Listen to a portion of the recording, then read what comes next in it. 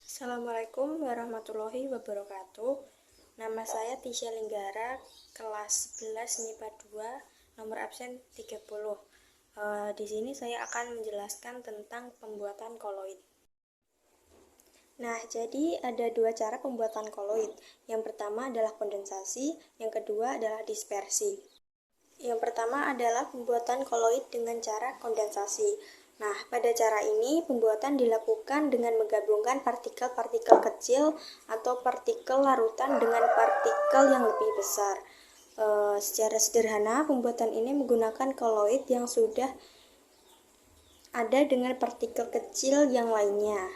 Penggabungan ini dilakukan melalui tiga cara, yaitu reaksi redoks, dekomposisi, dan hidrolisis. Reaksi redoks merupakan reaksi yang ditandai dengan adanya perubahan bilangan oksidasi. Contohnya, pada pembuatan sol belerang dengan mengalirkan gas H2S ke dalam larutan S02. Ini. Yang kedua adalah dekomposisi, merupakan reaksi penguraian zat menjadi zat yang lebih sederhana. Contohnya pada pembuatan sol AS2S3 dengan mengalirkan gas asam sulfida ke dalam larutan asteroid. Yang ketiga adalah hidrolisis, merupakan reaksi suatu senyawa dengan molekul air untuk menghasilkan sol logam. Contohnya pada pembuatan sol VOH3 dengan mencampurkan larutan jenuh FeCl3 ke dalam air mendidih dan diaduk hingga larutan berwarna menjadi merah kecoklatan. Dan yang kedua merupakan pembuatan koloid dengan cara dispersi. Cara pembuatan ini terbalik dengan kondensasi yang tadi. Cara dispersi adalah memecahkan partikel yang besar atau suspensasi menjadi partikel kecil atau koloid.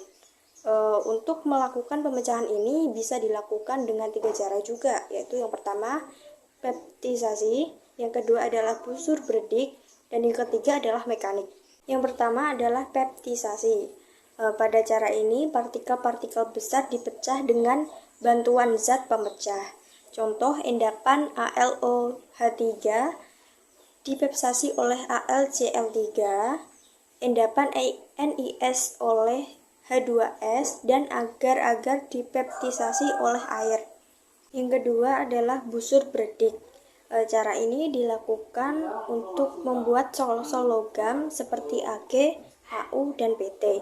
Caranya, arus listrik bertegangan tinggi dialirkan melalui dua buah elektrode logam atau bahan terdispersi.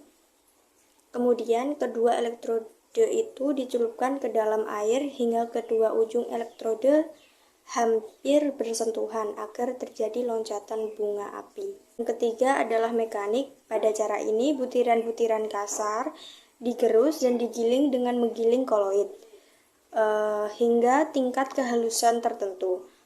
Lalu diaduk dalam medium berdispersi. Contohnya adalah sol belerang dapat dibuat dengan menggerus serbuk belerang bersama-sama dengan gula pasir. Kemudian serbuk yang halus tersebut dicampur dengan air.